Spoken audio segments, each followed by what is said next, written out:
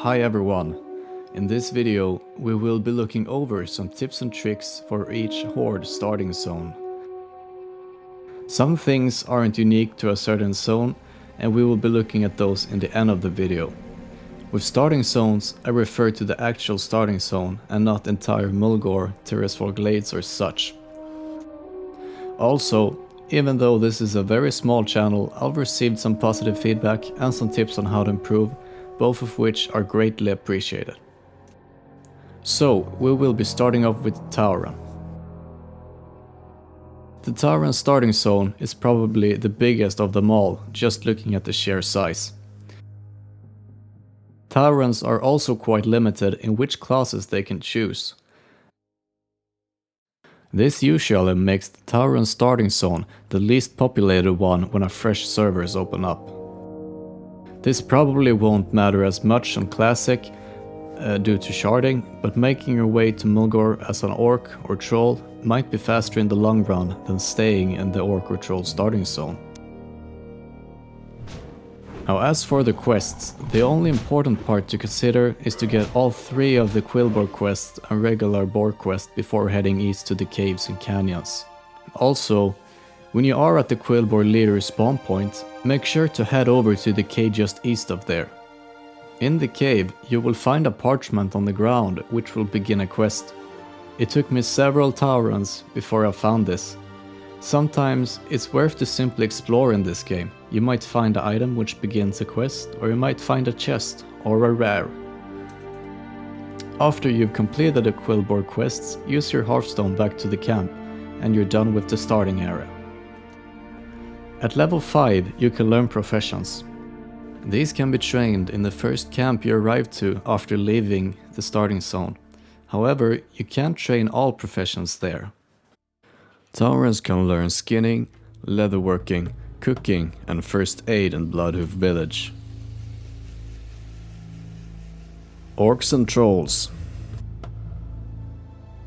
As both Orcs and Trolls share starting zones, this area is usually very packed on a fresh server. It might be useful to just neglect the Orc and Troll starting zone and make your way through the Barrens to Mulgore instead. If you decide to do this, there is a secret passage you can use which takes you right out to Ratchet. Regardless of whether you decide to head over to Mulgore or just do this to get the flight point to Ratchet, this will later save you the runtime from Orgrimmar to the Crossroads, as you now can just fly to Ratchet and do the much shorter run from there.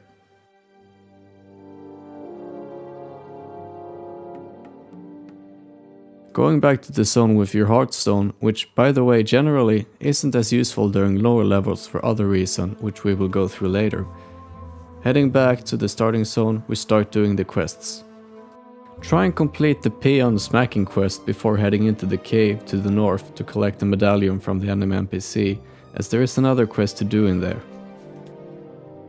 After leaving the starting zone and heading over to Sen'jin village, note that some of the quests are a bit too high level for you right now. Before doing the troll quests on the Isles, you should head north to Razor Hill and pick up the quest there. On the hill, right above the inn, a guard tower stands. Head over to the top of that tower to pick up another quest which you might would have never thought about otherwise. Also, some quests from Razor Hill are done down on the Troll Isles, like the Raptor Egg quests. Doing this will save you time, earn you more experience, and make your leveling overall more smooth. Further down the road, once you've killed the Alliance leader in Terragard Keep, make sure to head up the northwest stairs to the upper ledge and pick up the item from the chest, which will be a quest item. Do note that once you attempt to open the chest, you will lose your key. So if you for some reason don't get the item once you've opened the chest, you will have to kill the leader again to get the key again. Orcs and Trolls can learn herbalism and alchemy in Sen'jin village, and mining, blacksmithing, cooking and first aid in Razor Hill. For all other professions, you have to head over to Orgrimmar. Undead. Undeads are the most popular race for Horde players, at least on private servers like Light's Hope.